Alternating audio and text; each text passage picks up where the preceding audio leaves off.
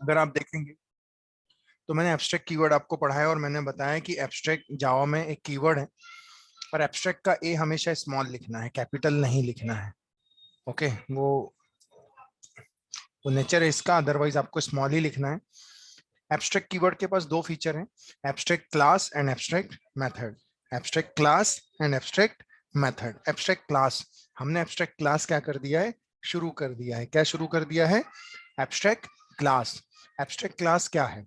अगर मैं किसी क्लास के सामने एब्स्ट्रैक्ट लिख दूं, अगर मैं किसी क्लास के सामने लिख दूं तो वो क्लास जो बन जाती है ना, वो एब्स्ट्रैक्ट क्लास बन जाती है। और अगर वो एब्स्ट्रैक्ट क्लास है तो सर उस क्लास का क्या नहीं कर सकते आप?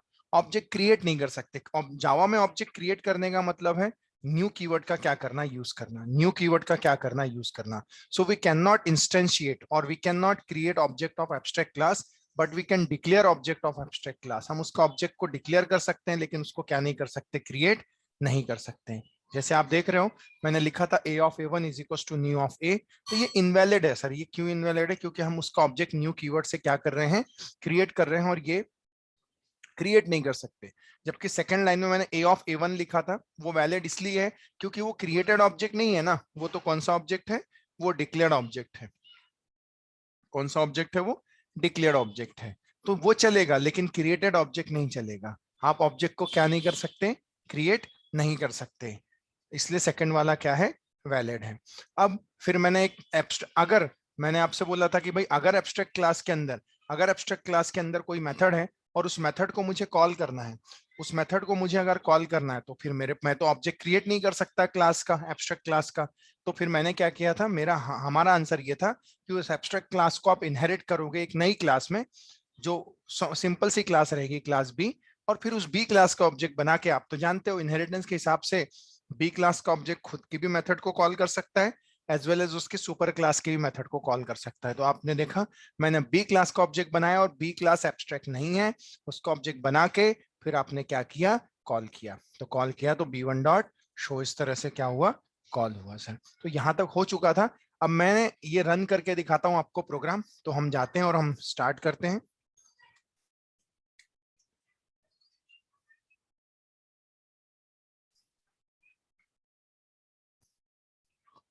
मैं जाता हूं, मैं बोल देता हूं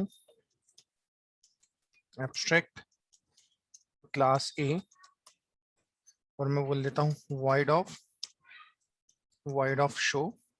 ये एक मेथड है और यहां जाके मैं लिख देता हूं system dot out dot println, system dot out dot println I am in A. और मैं जाता हूं क्लास एग्जाम्पल, मैं देख लेता हूं कितने एग्जाम्पल लिए थे, या मुझे लगता है ये पहले ही होगा एब्स्ट्रैक्ट का। Public public static void main string args और यहां बोल लेता हूं a of a1 is equal to new of a। और हम जाते हैं और हम लिखते हैं a1 डॉट शो। शो नाम के मेथड को हम क्लास ए से कॉल कर रहे हैं। सर आप तो जानते हो जो क्लास ए है ये एब्स्ट्रैक्ट क्लास है सर, और एब्स्ट्रैक्ट क्लास के अंदर रखे गए मेथड को कॉल करना है, इसीलिए हम क्या बना रहे हैं, उस क्लास का ऑब्जेक्ट बना रहे हैं सर, और मेथड को कॉल कर रहे हैं। लेकिन प्रॉब्लम यहाँ पे ये है, ये कौन सी क्लास है, एब्स्ट्रैक्ट है। तो आप तो जानते हो सर हम एब्स्ट्रैक्ट क्लास का ऑब्जेक्ट क्रिएट नहीं कर सकते। मैं क्रिएट करने की कोशिश कर रहा हूँ। मैं जाता हूँ एग्जाम्पल1 रिप्लेस कर देते हैं कल वाले से, example1 डॉट जावा। यस, आप कमांड प्रॉम्प्ट स्टार्ट करते हैं।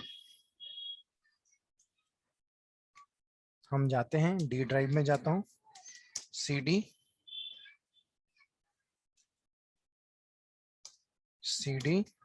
इनहेरिटेंस cd एब्स्ट्रैक्ट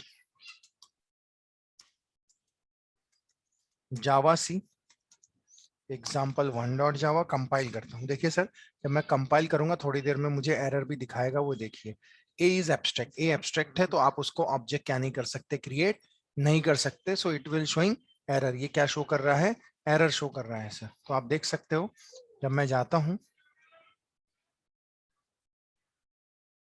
और जस्ट अ मिनट,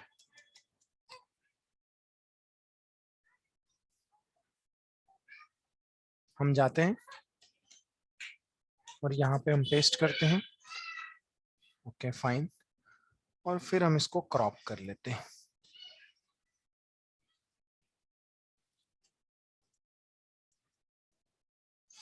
और जब मैं इसको कंपाइल करने की कोशिश करता हूँ, प्रिंट स्क्रीन देता हूँ,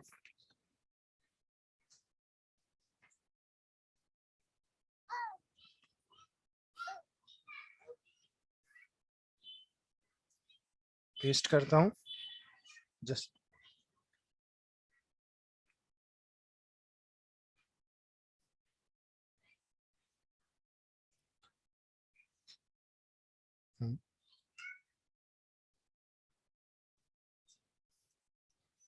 पेस्ट कर देते हैं हम।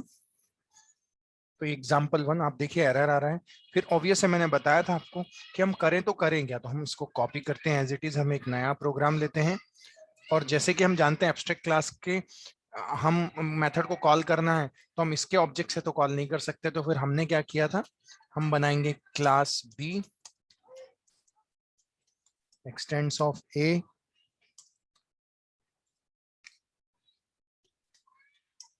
Wide of show,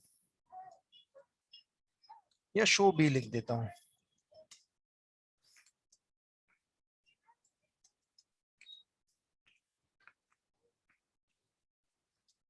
system dot out dot println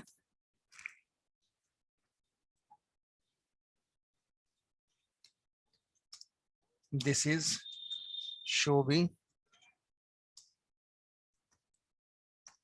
show B इस तरह से लिख लेते हैं और उसको example 2 कर लेते हैं।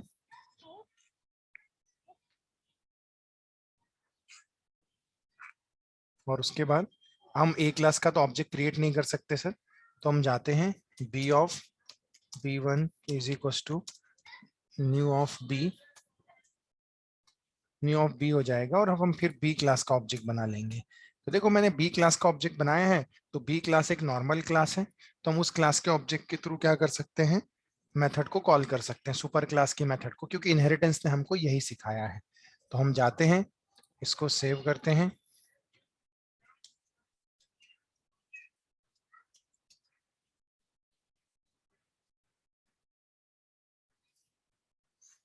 मैं जाता हूँ जावा सी example2 डॉट जावा, कंपाइल करता हूँ जावा स्पेस देके example2।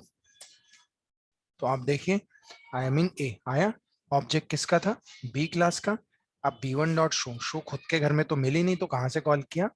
तो इस तरह से अगर वो क्लास एब्स्ट्रैक्ट है तो उस क्लास का आप ऑब्जेक्ट क्रिएट नहीं कर सकते, लेकिन मैं बताना चाहता हूं आपको कि हमने फिर क्लास बी बनाया और बी बी में किसको इनहेरिट किया, ए को, और ऑब्जेक्ट के थ्रू हमने क्या किया, कॉल किया। मैं इसको कॉपी करता हूं फिर से वंस अगेन,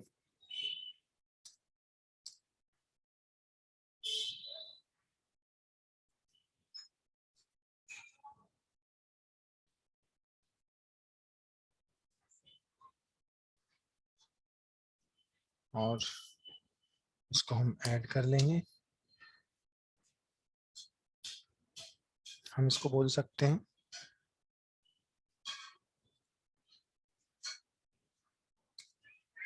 example1, ये हमारा example1 हो जाएगा, example2 हो जाएगा नेक्स्ट वाला। अच्छा, हम जाते हैं,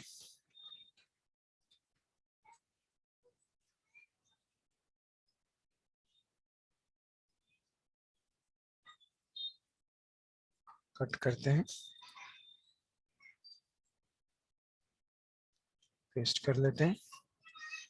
अब नेक्स्ट, अब सर आगे बढ़ते हैं हम थोड़ा सा, अब हम देखते हैं सर, मैं आपको बताना चाहता हूं as per the inheritance, as per the inheritance sir थोड़ा सा बेसिक्स लेंगे, फिर आगे चल के हम डिटेल में पढ़ेंगे। जैसी मेरी क्लास ए है, जैसी मेरी क्लास ए है और मेरी क्लास बी है, क्लास ए है और क्या है, क्लास बी है। ये दो क्लास है। अगर हम बोलते हैं ये क्लास ए है और ये क्लास बी है, कोई भी एब्स्ट्रैक्ट हो या नॉर्मल क्लास हो, और अगर इनहेरिट हुआ, ए क्लास बी में इनहेरिट हुई है, तो मैं आपको बताना चाहता हूं कि जब बी क्लास का ऑब्जेक्ट बनेगा, जब बी क्लास का ऑब्जेक्ट बनेगा ना, मैं बताना चाहता हूं बी क्लास के जो टोटल टाइप, बी क्लास के जो टोटल टाइप है, एक बी होगा, एक ए होगा। तो इसके टोटल टाइप दो नहीं, इसके टोटल टाइप हो जाएंगे तीन। सर तीन क्यों होंगे, मैं बताता हूं आपको। एक क्लास बी हो गया, ए हो गया, और इसके अलावा एक हो गया ऑब्जेक्ट, एक हो गया ऑब्जेक्ट। सर ये ऑब्जेक्ट क्या है, मैं आपको पढ़ाऊंगा। Object is also a class, object is also a class, it is a pre defined class, जो मैंने यहाँ पे लिखी हुई है, जो मैंने यहाँ पे लिखी हुई है। Object is a pre defined class. तो टोटल मिला के अगर मैं सब क्लास का ऑब्जेक्ट बनाता हूँ, सब क्लास का ऑब्जेक्ट बनाता हूँ, तो सब क्लास के टोटल टाइप कितने हो जाएंगे, तीन। बी, ए, और ए का भी सुपर टाइप होता है ऑब्जेक्ट। मतलब हर क्लास का एक सुपर टाइप होता है ऑब्जेक्ट। इस तरह से टोटल नहीं, ऑब्जेक्ट क्या होगा हम आगे चल के पढ़ेंगे। फिलहाल टोटल टाइप कितने हो जाएंगे, तीन। तो मैं आपको ये क्यों बता रहा हूँ, मैं इसलिए बता रहा हूँ क्योंकि अगर मैं जाता हूँ, तो मैं आपको ये बताना चाहता हूँ कि अगर मैंने बी क्लास का ऑब्जेक्ट बनाया, तो बी क्लास का ऑब्जेक्ट मेमोरी, देखो ये A1 लिखा हमने, ये A1 लिखा है, और हम क्या कर रहे हैं, अगर ये प्रोसेस हो रहा है जब बी क्लास का ऑब्जेक्ट बन रहा है, तो एक्चुअली मेमोरी जो रहेगी, एक्चुअली जो मेमोरी रहेगी sir, just a minute, actually जो मेमोरी बनेगी वो तो आप भी जानते हैं सर, जो मेमोरी रहेगी ना वो रहेगी B1 की। एक्चुअली जो मेमोरी रहेगी वो किसकी रहेगी, B1 की मेमोरी रहेगी। किसकी रहेगी, B1 की। किसकी रहेगी, B1 की। लेकिन B1 जो है, मैं बोल देता हूं A ऑफ A1, प्लीज ध्यान से देखना, इज इक्वल टू B1।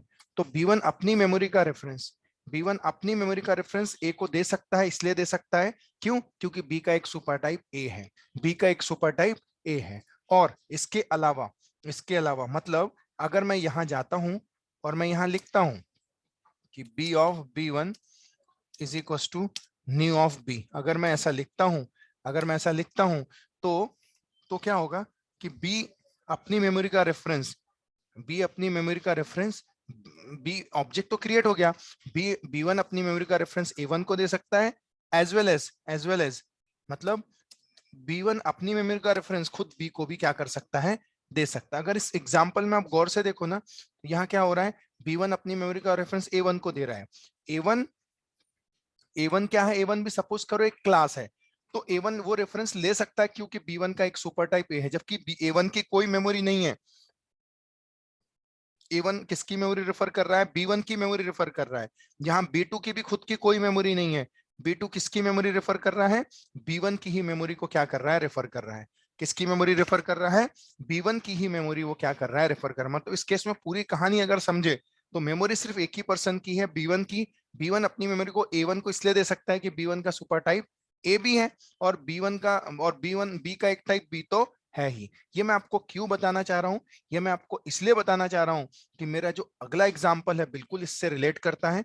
मैं इसको कॉपी करता हूं और मैं जाता हूं और मैं इसको पेस्ट करता हूं। अब ध्यान देना, ये एब्स्ट्रैक्ट क्लास है, ये बी है, बी ने अपनी मेमोरी बनाया, ध्यान देना, बी ने अपनी मेमोरी बनाया, और बनाने के बाद मैंने यहां पर लिखा A ऑफ A1।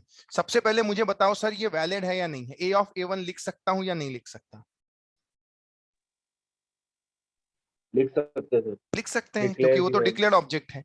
अब मैं जाता हूं यहाँ पे और हम्म, यहां लिख लेता हूं B1। तो पता है सर B1 लिखने से क्या होगा, अब B1 ने अपनी मेमोरी का रेफरेंस A1 को दे दिया है, A को दे दिया है, तो दे सकता है या नहीं दे सकता, दे सकता है। क्योंकि B का एक सुपर टाइप भी है। सर देखो कितना खतरनाक हो गया ये ऑब्जेक्ट, ऐसा ऑब्जेक्ट जिसके पास खुद की कोई मेमोरी नहीं है, वो दूसरों की मेमोरी उधारी ले रहा है। देखना उधारी ले ली, अब उधारी लेने के बाद उसका बिहेवियर देखो, A1 डॉट शो, और उसने शो नाम की मेथड को सर कॉल भी कर लिया।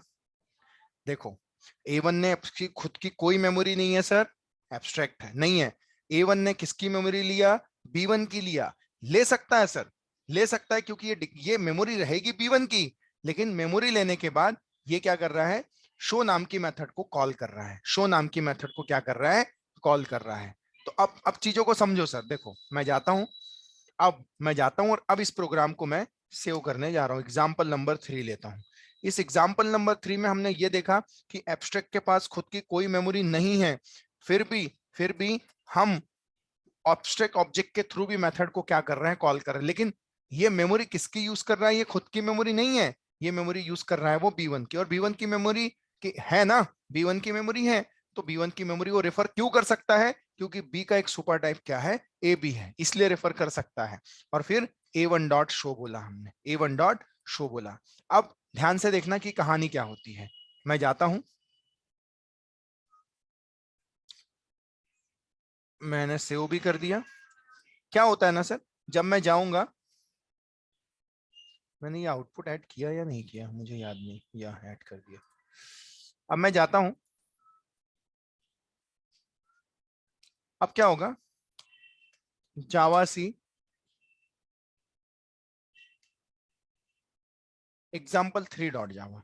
जैसे ही मैं लिखता हूं जावा सी एग्जाम्पल 3 डॉट जावा और मैं कंपाइल करता हूं, आप समझना सर, कंपाइलर जो होता है ना sir, compiler always bind with object type. Compiler always bind with object type. Compiler किससे बाइंड होगा? एक सेकंड में रन कर लूं, अगर कुछ एरर रहा तो फिर मुझे, सॉरी, मैंने कुछ, हाँ ठीक है, जस्ट अ मिनट।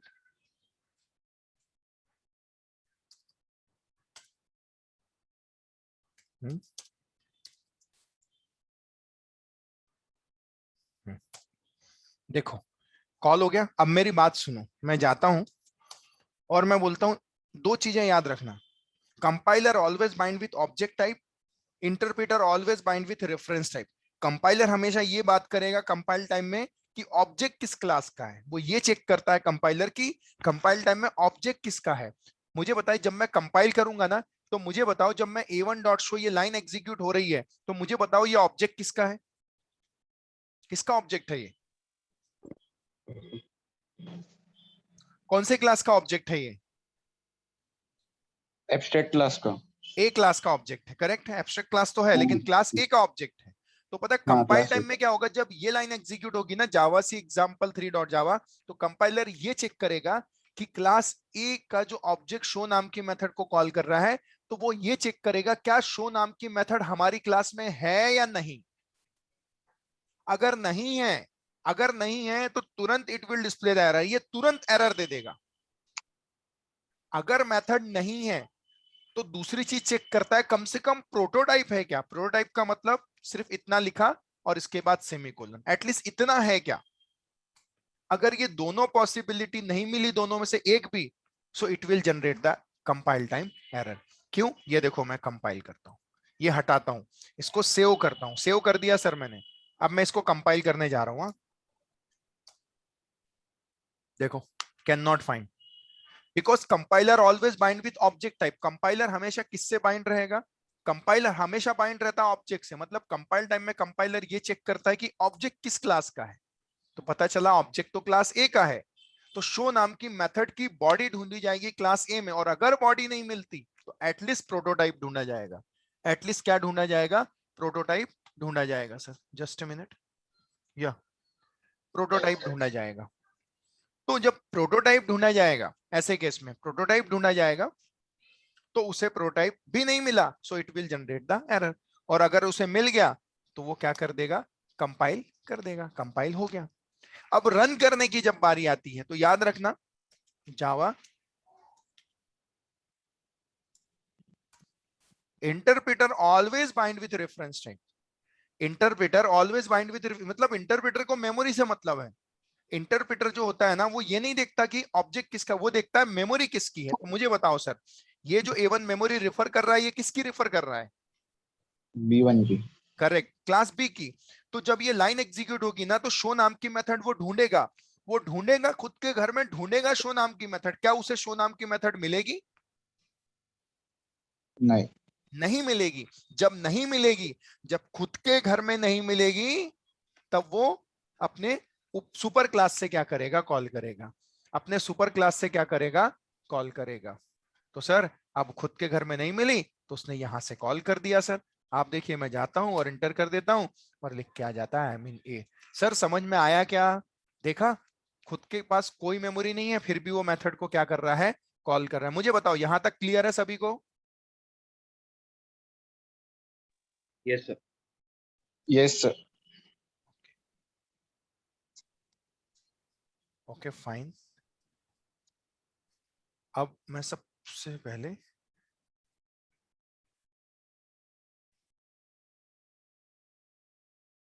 इसको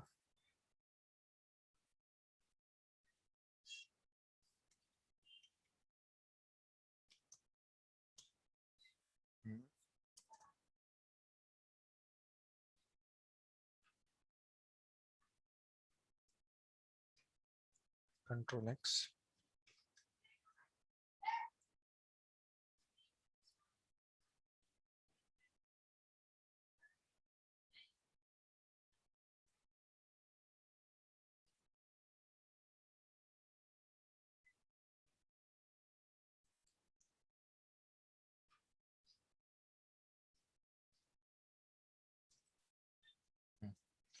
okay fine. After that next concept.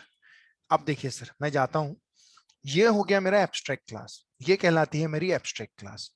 अब हम आगे बढ़ते हैं और हम बात करते हैं एब्स्ट्रैक्ट मेथड। तो याद रखना सर एब्स्ट्रैक्ट मेथड, अगर हम किसी मेथड के सामने एब्स्ट्रैक्ट लिख दें, कोई भी मेथड के सामने एब्स्ट्रैक्ट लिख दें, तो वो मेथड बन जाती है abstract method. If the method is declare with the keyword, declare with the keyword abstract, so that method is called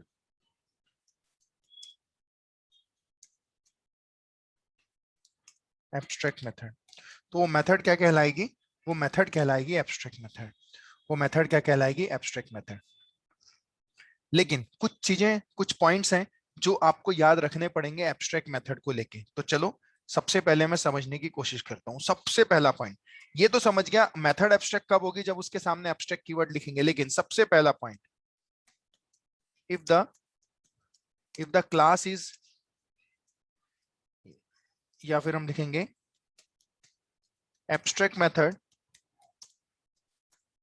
always written in abstract class। जो abstract method है, जो abstract method है वो हमेशा किसके अंदर लिखी जाएगी? abstract class के अंदर लिखी जाएगी। that means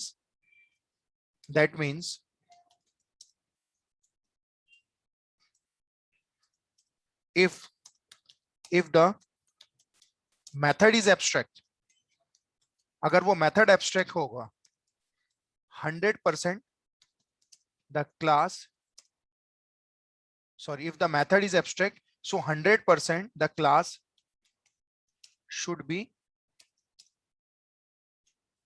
abstract। मतलब ये हुआ सर, अगर आपने किसी क्लास के अंदर abstract मेथड बनाई है, अगर आपने किसी क्लास के अंदर abstract मेथड बनाई है, तो 100% श्योर है वो जो क्लास होगी वो abstract होगी। 100% श्योर है वो जो क्लास होगी abstract होगी। but if the class is abstract, if the class is abstract, so the method may or may not be abstract, may or may not be abstract। कहने का मतलब ये है कि abstract method always written in abstract class, abstract method abstract class के अंदर ही लिखी जाएगी। लेकिन अगर वो क्लास, इसका मतलब ये अगर वो मेथड एब्स्ट्रैक्ट है तो 100% क्लास जो होगी वो क्या होगी, एब्स्ट्रैक्ट होगी। लेकिन अगर क्लास एब्स्ट्रैक्ट है तो उसके अंदर एब्स्ट्रैक्ट मेथड हो भी सकती है और नहीं भी हो सकती है। दोनों पॉसिबिलिटी है, दोनों पॉसिबिलिटी लिख भी सकते नहीं, लेकिन अगर मेथड एब्स्ट्रैक्ट है तो 100% श्योर होगी वो जो क्लास होगी वो एब्स्ट्रैक्ट होगी। तो चलिए अब मुझे आप बताइए वैलिड एग्जांपल।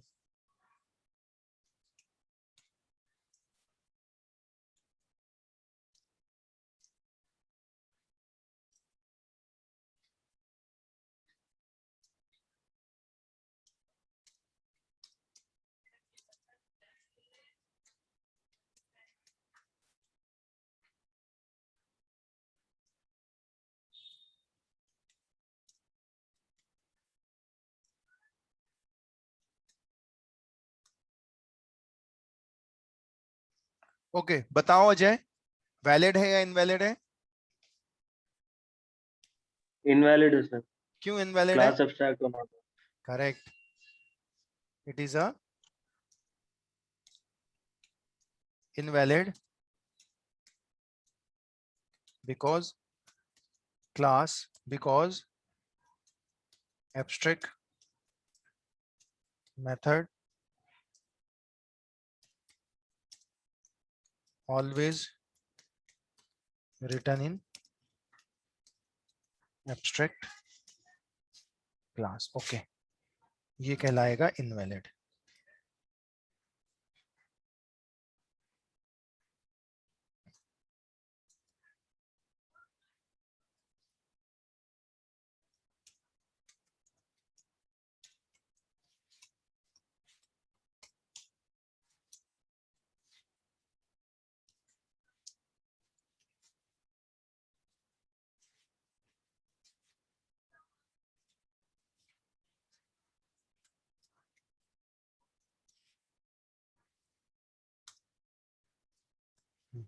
बताओ अंकित, वैलिड है या इनवैलिड है?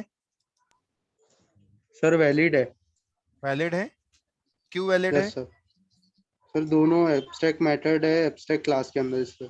Correct, it is a valid, valid example है। करेक्ट है। ओके, तो ये कहलाए उसके वैलिड एग्जांपल सर। अब कुछ और इंपॉर्टेंट चीज देखिए सर, जो मैं आपको बताना चाहता हूं। अगर अगर मैंने कोई क्लास बनाया abstract,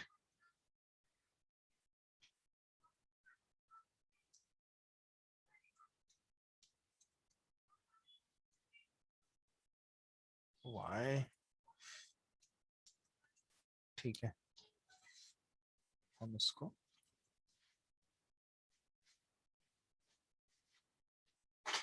okay, abstract class A. Please ध्यान से देखना, ये लास्ट पॉइंट है, बाकी हम कल डिस्कस करेंगे।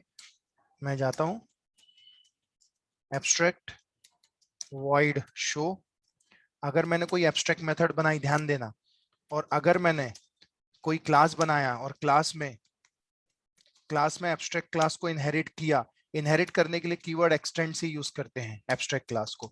तो याद रखना, जिस क्लास ने एब्स्ट्रैक्ट क्लास को इनहेरिट किया है, तो अगर उस क्लास के अंदर, उस एब्स्ट्रैक्ट क्लास के अगर अंदर एब्स्ट्रैक्ट मेथड है, तो वो सब क्लास के लिए, उस सब क्लास के लिए, मतलब इस केस में बी क्लास है, उसके लिए ये जरूरी हो जाता है कि उस मेथड को ओवरराइड करे।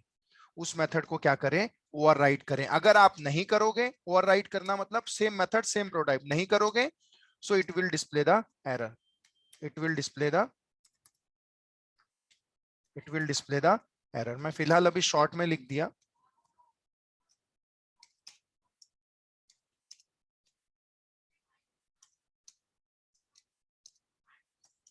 क्लोज, और ये भी क्लोज कर देता हूं इस तरह से। तो कहने का मतलब ये है सर, अगर if if if abstract class contains, if we inherit any abstract class and if the abstract class abstract class have abstract method if we inherit any abstract class and if the abstract class have abstract method, so subclass compulsory to override the abstract method in subclass. Override करना क्या हो जाता है, compulsory हो जाता है if subclass not override it shows error. क्या show करेगा, एरर शो करेगा. तो सर ये एक इंपॉर्टेंट चीज थी. मैंने आज आपको एब्स्ट्रैक्ट क्लास का इंट्रोडक्शन बताया सर कि एब्स्ट्रैक्ट क्लास होती